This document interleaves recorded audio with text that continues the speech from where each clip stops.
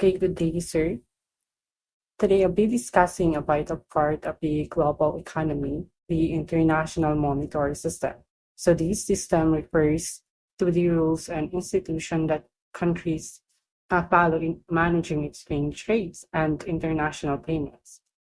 So first is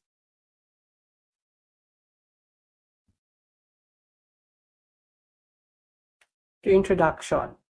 So international monetary system refers to the institutional arrangement that govern exchange rates. When the foreign exchange market determines the relative value of currencies so that country is adhering to a floating exchange. A paged exchange rate means that the value of currency is fixed relative to a reference currency such as the US dollar, and then the exchange rate between that currency and other currencies is determined by the reference currency exchange rate. So other countries, while not adopting a former page rate, try to hold the value of their currencies within some range against an important reference currencies, such as the US dollar or the pocket of currencies referred to the dirty float. So fixed exchange rate is the value of set of currencies are fixed against each other at the same mutually agreed on exchange rate. The Bretton Woods system called for fixed exchange rates against the US dollar. The Bretton Woods Conference also created two major international institutions that play a role in the international monetary system: the International Monetary Fund, or the IMF, and the World Bank. So when we say international monetary system, it organizes how countries exchange currencies. There are several types of exchange rate system. So floating exchange rate is where the market decides a currency's values. A page system fixes a currency's value to another, often the US dollar. Then there is the dirty float, where countries try to keep their currencies within a certain range.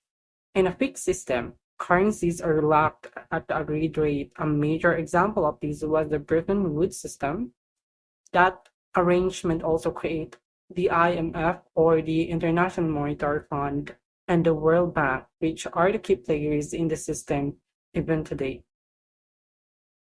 Next is the gold standard. So the gold standard had its origin in the use of gold coins as a medium of exchange, unit of account, and store of value, a practice that dates to ancient times. So the gold standard started with the use of gold coins as a money. Eventually, countries began to pitch their currencies to gold, meaning a certain amount of money was worth a fixed amount of gold. These made it easy to calculate exchange rates. The value of each currency in terms of gold was called the gold par value.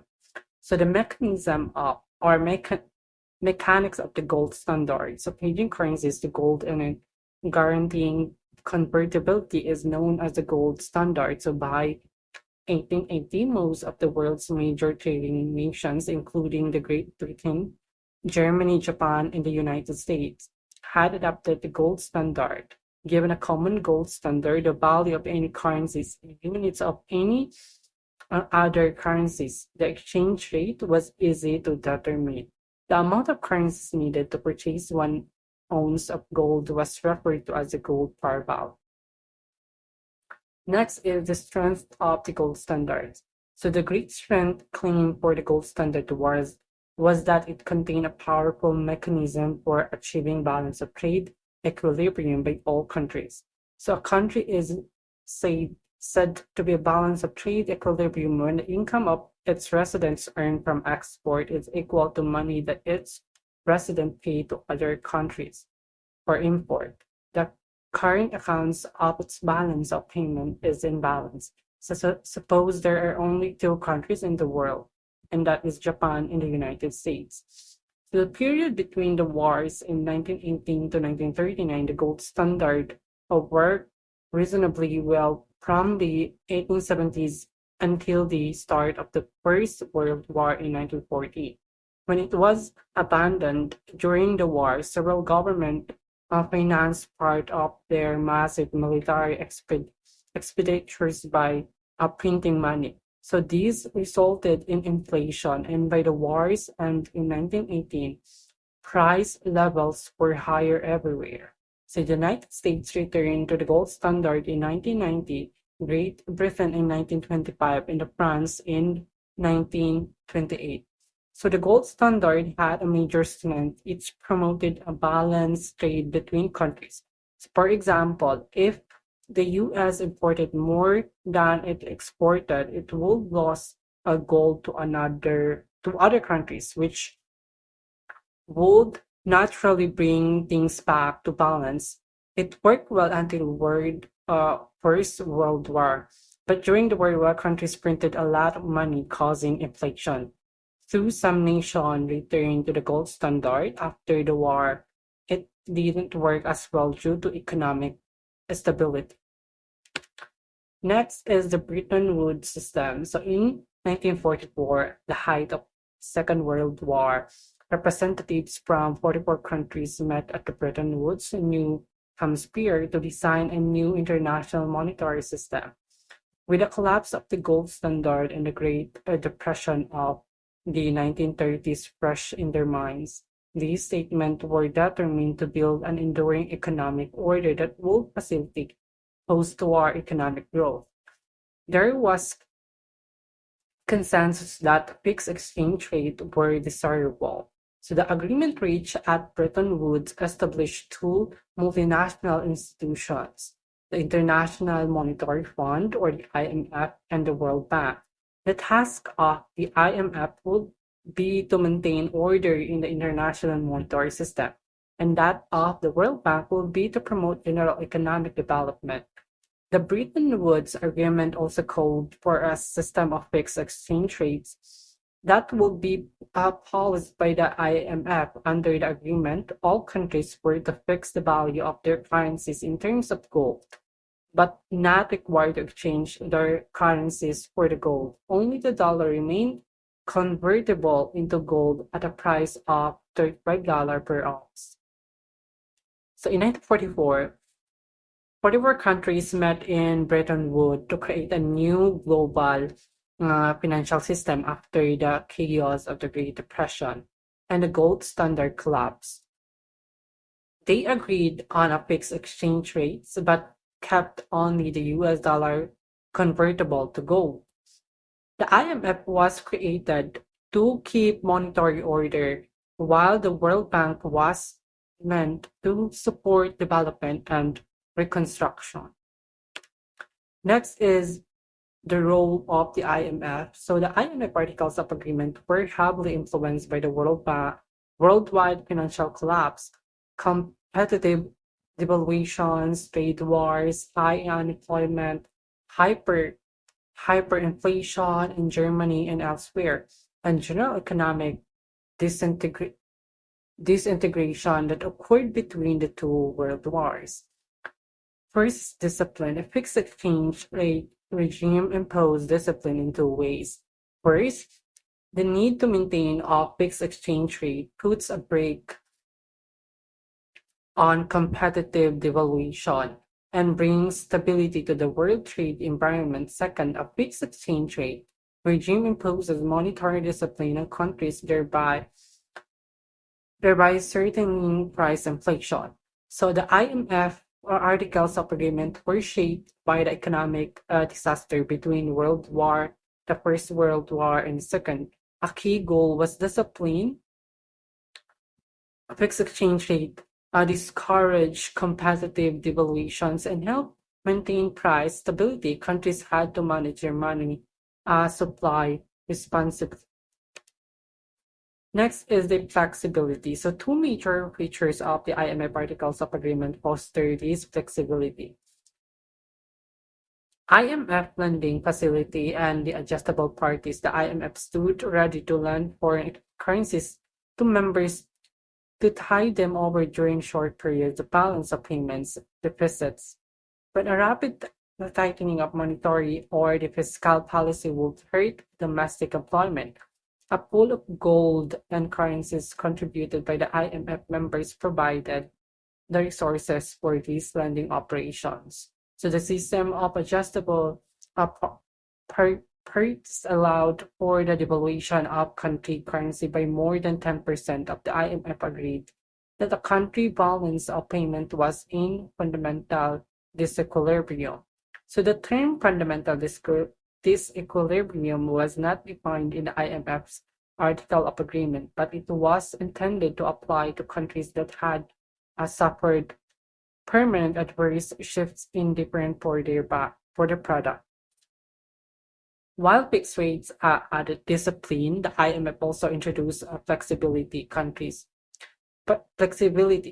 So countries facing temporary trade deficits could borrow from the IMF rather than making drastic policy changes. Also, if a country economic shifted significant, significant, they were allowed to devalue the currency by more than 10% with the IMF approval. Next is the role of the World Bank. The World Bank, specifically the International Bank for Reconstruction and Development, or the IBRD, was created to help rebuild Europe after the Second World War, but shifted to funding development projects in poorer nations after being overshadowed by the US Marshall Plan. In the 1950s, it focused on public sector projects like power stations and roads, and in the 1960s expanded into agriculture, education, urban development, and population control. So the bank operates through two schemes. The IBRD raises money through bond sales and lends at lower rates to countries with poor credit, while the International Development Association, or the IDA, funded by wealth countries, provide long-term low-interest loans and grant to the poorest nation. So the World Bank was originally set up to help rebuild Europe post in the Second World War, but when the US took charge of through the Marshall Plan, the bank shifted to helping developing nations. So it supports major infrastructure projects and offer low interest loans and grants, especially through the International Development Association. Next is the collapse of the fixed exchange rate system. So the fixed exchange rate system from Bretton Woods worked until the late 60s, but collapsed in 1973, replaced by a managed float system. The US dollar, central to the system as the only gold convertible currencies, came under pressure due to US policies between 1965 to 1968 to finance the Vietnam War and welfare programs. The US increased government spending without raising taxes, leading to inflation and worsening trade balance. As inflation rose and deficits grew, confidence in the dollar weakened, exposing the system vulnerability and ultimately causing its collapse. So the Bretton Woods system worked for a while, but the late 1960s, the US was spending heavily on war and social programs with raising taxes. So this led to inflation and trade deficits. As confidence in the dollar fell, the system couldn't hold, and in 1973 it collapsed, giving way to more flexible system.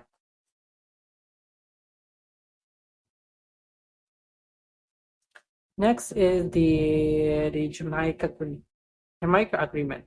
So the Jamaica meeting revised in IMF articles of agreement to reflect the new reality of floating exchange rates. So the main elements of Jamaica Agreement include the following. First is the floating rates were declared acceptable. IMF members were the foreign exchange market to even out unwarranted speculative fluctuation.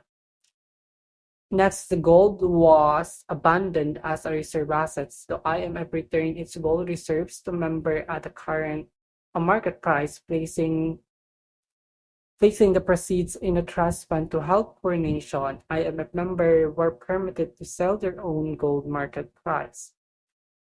Next is total annual IMF quotas. The amount member countries contribute to the IMF were increased to $41 billion since then they have been increased to $311 billion, while the membership of the IMF has been expanded to include 184 countries. Nine all exporting less developed countries were given greater access to IMF funds. After Jamaica, the IMF continued its role of helping countries cope with microeconomic and exchange rate problems, albeit with the context of radically different exchange rate regime. So, in response to the collapse of the IMF, held a meeting in Jamaica. They updated the rules to accept floating exchange rates. So, gold was removed as a reserve asset, and the IMF returned its gold to member countries. The agreement also increased access to IMF funds to for poorer nations. Next is the exchange rate since 1973. So since March 1931, exchange rates have become much more volatile and less predictable than they were between 1945 and 1973. This um, volatility was being partly due to a number of unexpected shocks to the world monetary system. The oil crisis in 1971, where the organizations of petroleum exporting countries, or the OPEC, uh, quadra- quadrupled the price of oil. The harmful effect of these on the U.S. inflation rate trade position resulted in a further decline in the value of the dollar. The loss of the confidence in the dollar that followed a sharp rise in the U.S. inflation rate in 1977 to 1978. The oil uh, price of 1979, when OPEC once again increased the price of oil dramatically. This time it was double. The unexpected rise in the dollar between 1980 and 1985, despite a deteriorating balance of payments picture. The rapid fall of the US dollar against the Japanese yen and German Deutschmark between 1985 and 1987, and against the yen between 1993 and 1995. The partial collapse of the European monetary system in 1992. The 1997 Asian currency crisis, when the Asian currencies of several countries, including the South Korea, Indonesia, Malaysia, and Thailand, lost between 50% and 80% of their value against the US dollar in a few months. So since 1973, exchange rates have been much more volatile. Events like oil crisis of the 70s, inflation in the US, and the currency's collapses in Asia and Europe have caused wild swings in currency values. These examples shows how global shocks impact exchange rates under a floating system. Next is the exchange rate since 1973.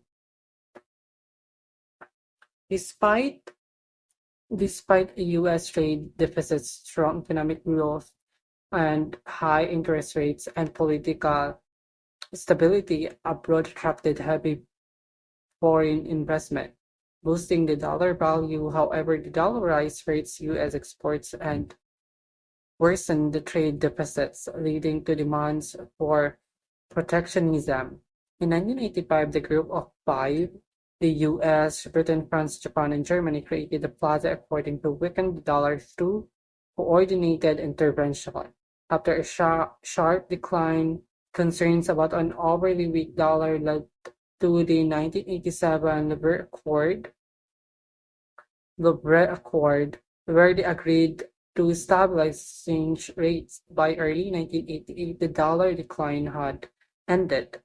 In the 1990s, the dollar was mostly stable but appreciated in the late 90s due to strong foreign investment in U.S. financial assets. By 2002, however, as the U.S. trade and budget deficits grew and economic growth slowed, So foreigners reduce their investment in the US, weakening demand for dollars. Fear of inflation, US officials are talking down the dollar, and diversification away from dollar assets further push the dollar's value down, so reaching a historic low in 2004. Although the dollar slightly recovered lately, this event showed that under a floating exchange rate system, market forces and government actions or signals heavily inflation heavily influence the dollars, leading to what is called a managed float system or the dirty float system. So even when a large trade deficits, the US dollar stayed strong during certain period because of high interest rates and foreign investment. However, a strong dollar hurt exports. In 1985, major countries signed the Plaza Accord to weaken the dollar. Later in 1987, the Louvre Accord aimed to stabilize it. By the 2000, rising US debt and reduced foreign investment weakened the dollar again. These, these shows that exchange rates are affected by both market forces and government actions. A system known as a managed or dirty float.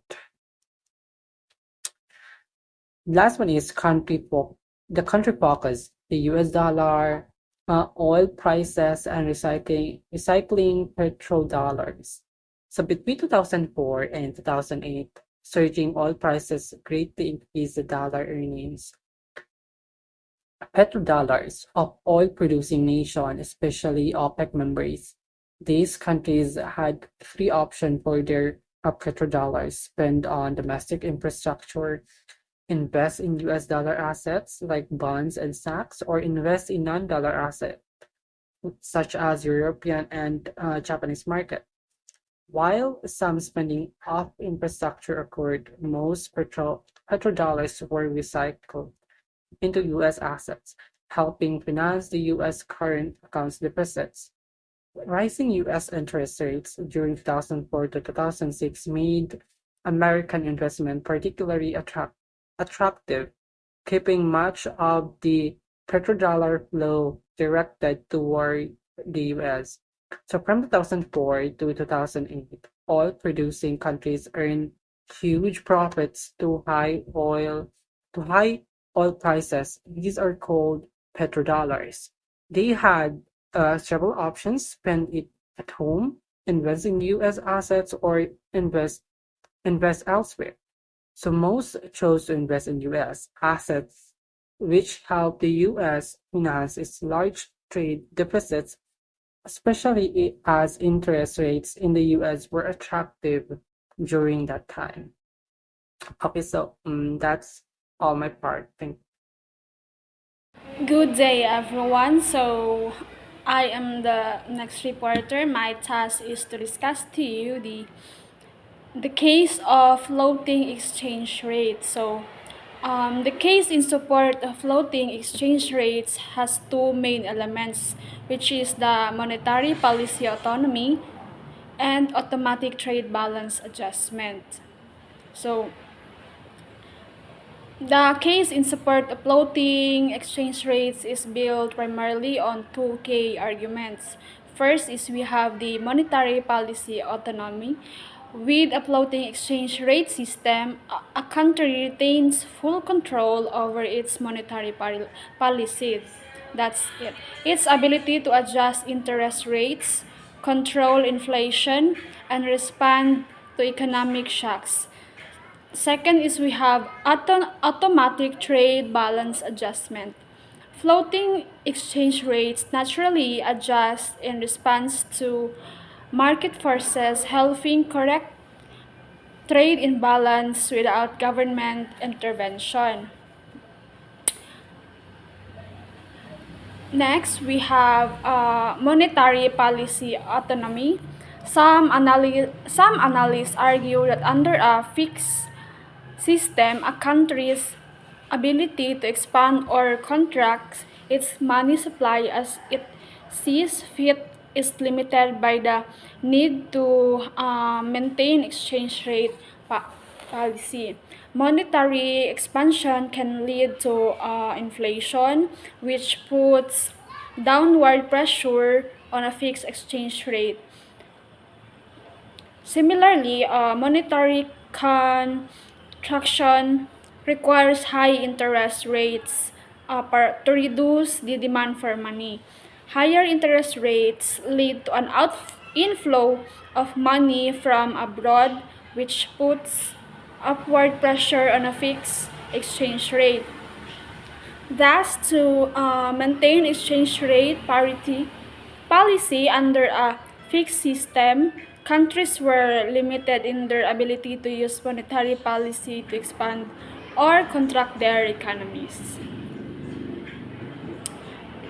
The passage explains monetary policy autonomy by comparing fixed and floating exchange rate system, focusing on how much freedom a government has to control its economy through changes in the money supply.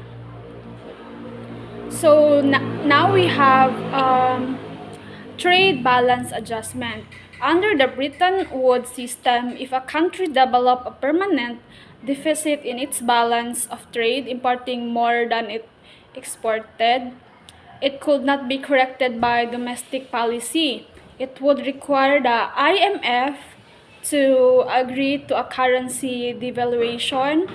Critics of this system argue that the adjustment mechanism works much more smoothly under a floating exchange rate regime. They argue that if a country is running a trade deficit, the imbalance between the supply and demand of that country's currency in the foreign exchange markets supply exceeding demand will lead to depreciation in exchange rate. In turn, by making its exports cheaper and its import more expensive, and an exchange rate depreciation should correct the trade deficit. Now we have the case for fixed exchange rate. The case for fixed exchange rates rests on arguments about monetary discipline, speculation, uncertainty, and the lack of connection between the trade balance and exchange rates. Now we have the monetary discipline. We have already discussed the nature of monetary discipline inherent in a fixed exchange rate system when we discussed the Bretton Woods system. The need to maintain a fixed exchange rate parity ensures that governments do not expand their money supplies at inflationary rates, while advocates of floating rates argue that each country should be allowed to choose its own inflation rate. The monetary autonomy argument advocates of fixed rates argue that governments all too often give in a political pressure and expand the monetary supply for too rapidly, causing unacceptably high price in inflation. A fixed exchange rate might regime prevent such as situation. Now we have speculation.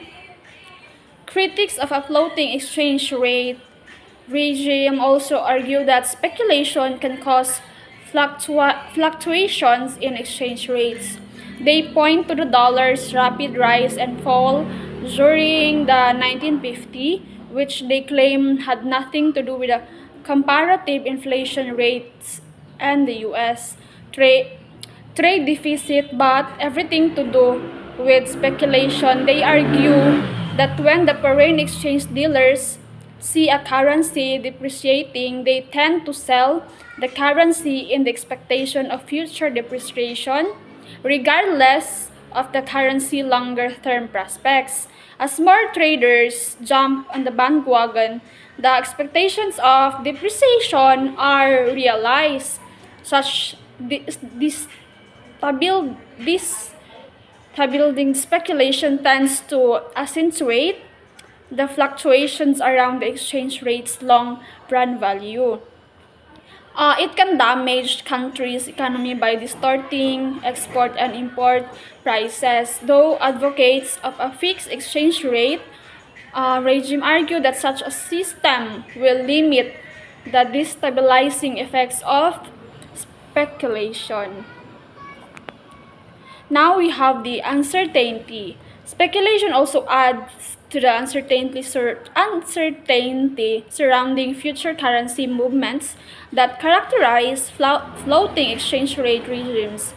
The unpredictability of exchange rate movements in the post-Bretton Woods era has made business planning difficult, and it adds risk to importing, and foreign investment activities. Given volatile exchange rate, international businesses do not know how to react to the changes, and often they do not react. Why? Change plans for exporting, importing, or foreign investment after a 6% fall in the dollar this month, when the dollar may rise 6% next month. This uncertainty, according to the critics, dampens the growth of international trade and investment. They argue that a fixed exchange rate by eliminating such uncertainty promotes the growth of international trade, and investment advocates of a floating system replied that the forward exchange market insures against the risks associated with exchange rate fluctuations. So the adverse impact of uncertainty on the growth of international trade and investment has been overstated. Now we have the trade balance adjustment. Those in favor of floating exchange rates argue that floating rates help adjust trade imbalances. Critics question the closeness of the link between the exchange rate and the trade balance. They claim trade deficits are determined by the balance between savings and investment in a country, not by external value of its currency. So they have argued that the depreciation in a currency will lead to inflation due to the resulting increase in input prices. So this inflation will wipe out any apparent gains in cost competitiveness that arise from currency depreciation. In other words, a depreciating exchange rate will not boom exports and reduce imports. As advocates of floating rates claim, it will simply boost price inflation. In support of this argument, those who favor floating rates point out that the 40% drop in the value of the dollar between 1985 and 1988 did not correct the U.S. trade deficit. In reply, opponents of a floating exchange rate regime argued that between 1985 and 1992, the U.S. trade deficit fell from more than 160 billion to about 70 billion, and they attribute this in part to the decline in the value of the dollar. Now we have exchange rates regimes in practice. Governments around the world pursue a number of different exchange rate policies.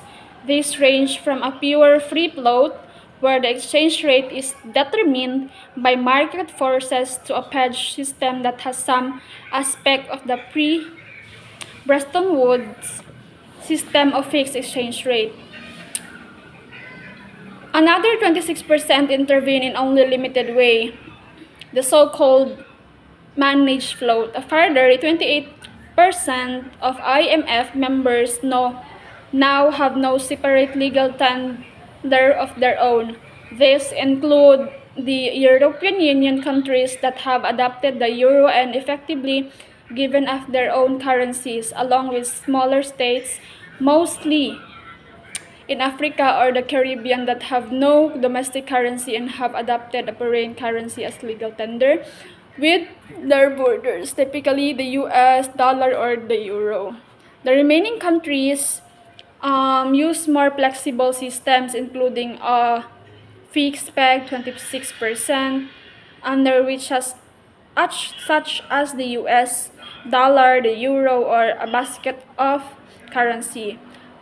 Other country currency adopted a system under which their exchange rate is allowed to fluctuate against other currencies within the target zone, an adjustable peg system in this section. So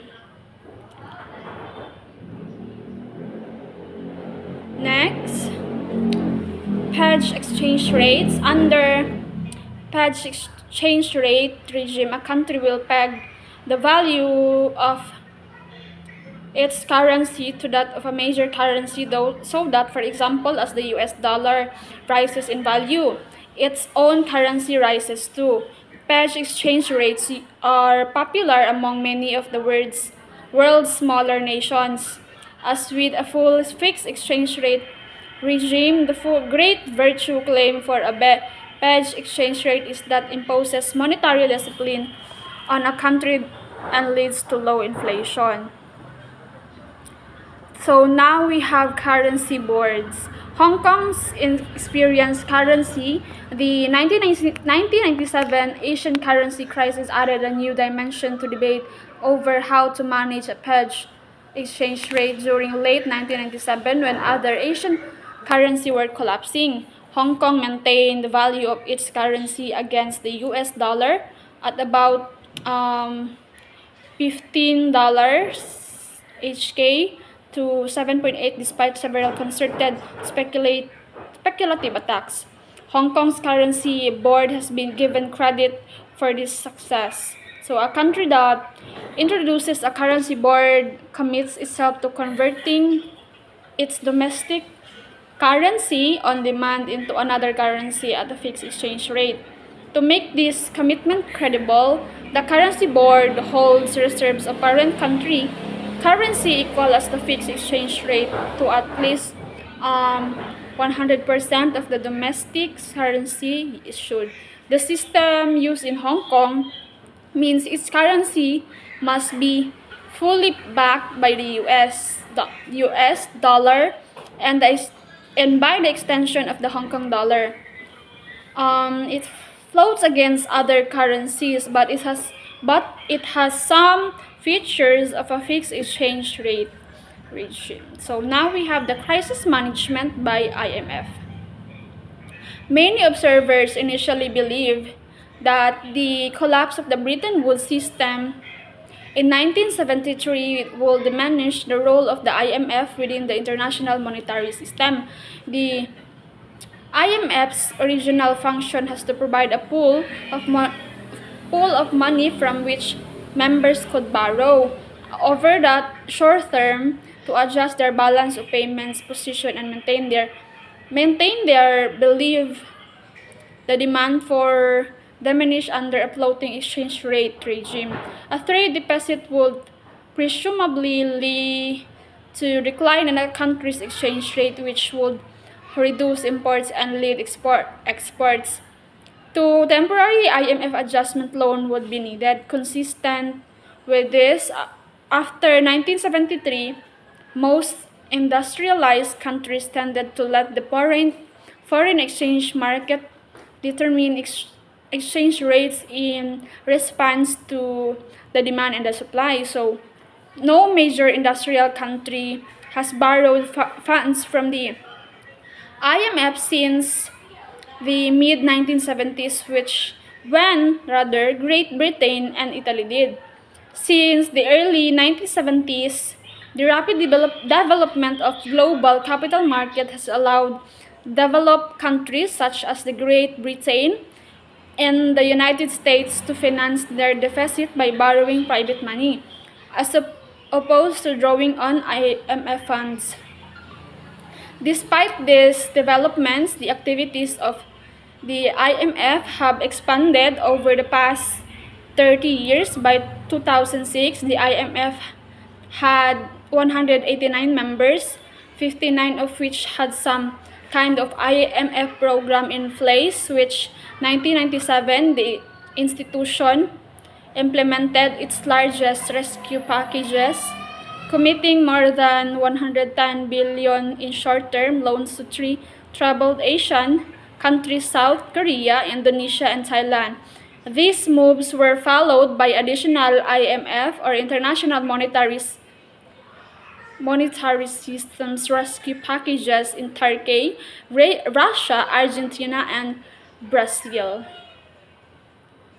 Now we have the Mexican currency crisis of 1995. The Mexican peso had been pegged to the dollar since the early 1980s, when the International Monetary Fund made it a condition for lending money to the Mexican government to help bail the country out of a 1982 financial crisis. Under the IMF brokered arrangement, the peso had been allowed to trade within a tolerance band of plus or minus 3% against the dollar. The band was also permitted to crawl down daily, allowing for an annual peso depreciation of about 4% against the dollar. The IMF believed that the need to maintain the exchange rate within a fairly narrow trading band would force the Mexican government to adopt stringent financial policies to limit the growth in the money supply and contain inflation.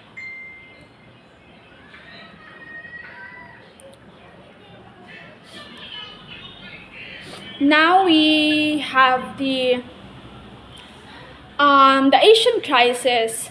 The financial crisis that erupted across Southeast Asia during the fall of 1997 emerged so that the biggest challenge to date for the IMF holding the crisis in check required IMF loans to help the shattered economies of Indonesia, Thailand, and South Korea stabilize their currency. In addition, although they did not request IMF loans, the economies of Japan, Malaysia, Singapore, and the Philippines were also hurt by the crisis.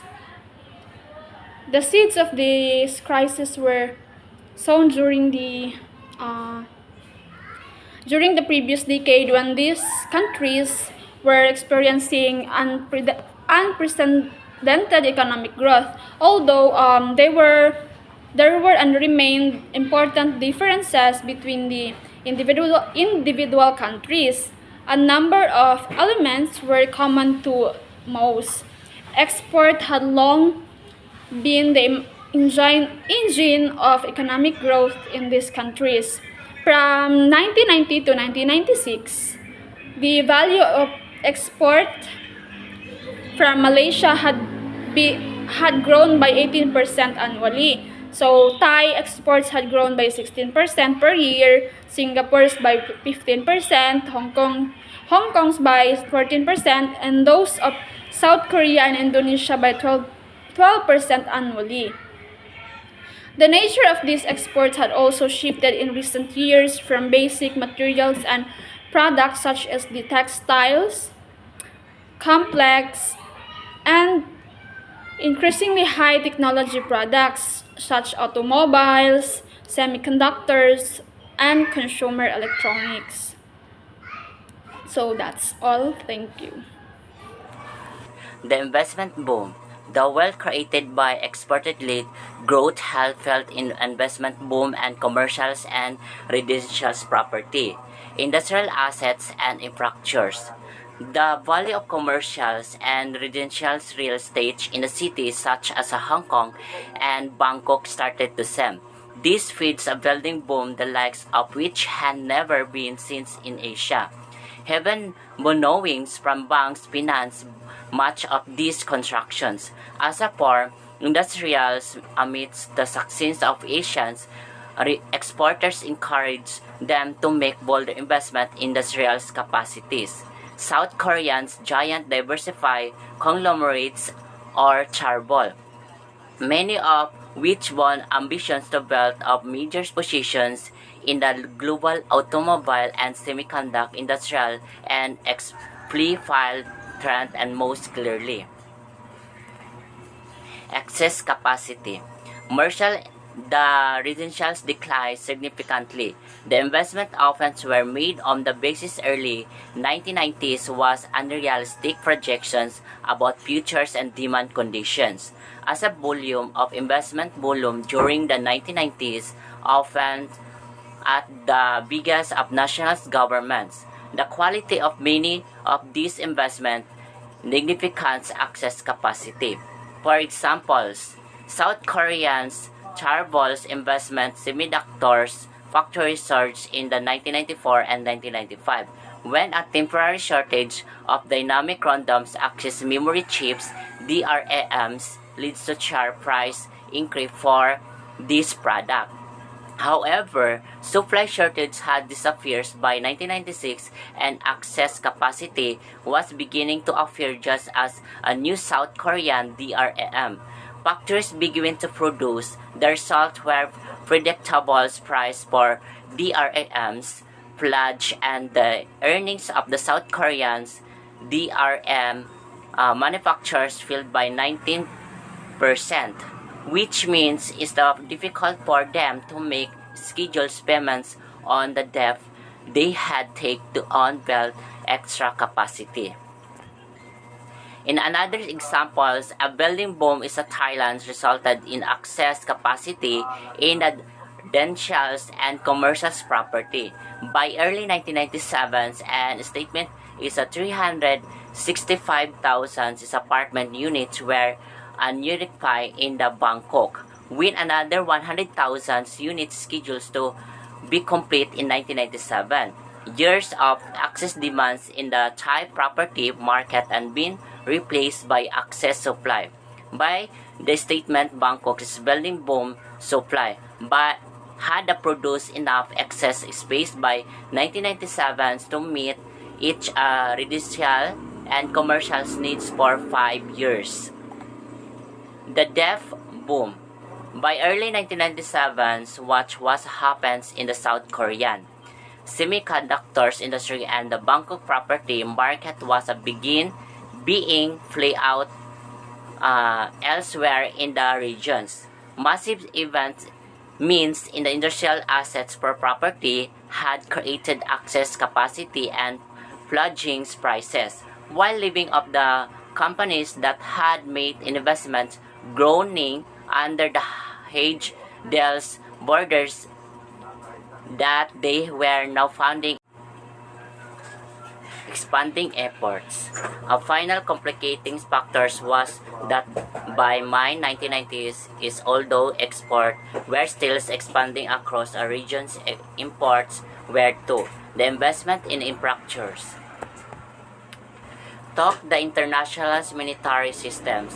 In 1991 is 99 RAL Asian countries deal with the dramatic decline in the sales of the common that occurred during the Asian financial scream that started in 1997. The IMF won early impulse in helping Argentina manage the financials in 2001-2005. MF had the programs in 59 countries. The majority in the developed 372 billion in the loans to the nations. However, their host this developing world and had delay of the MIF and to lessers extend the world flag and are the policies for many developing nations. Several prominent cranes climb the IMF policies make things warm. Not better these ones and to be the calm Argentina where very restrictive policies much cheap safe in the worst since the crawls.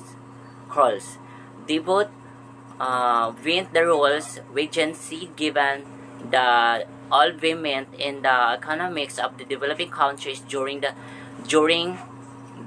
late 1990s and call accountly we shall discuss the known in the Psalms depth. So, give me a developing Yung mga count, salong- Chris. Ay, pag-record, alam ni. Pag-record, pag-video. Ano, alam ni. Alam,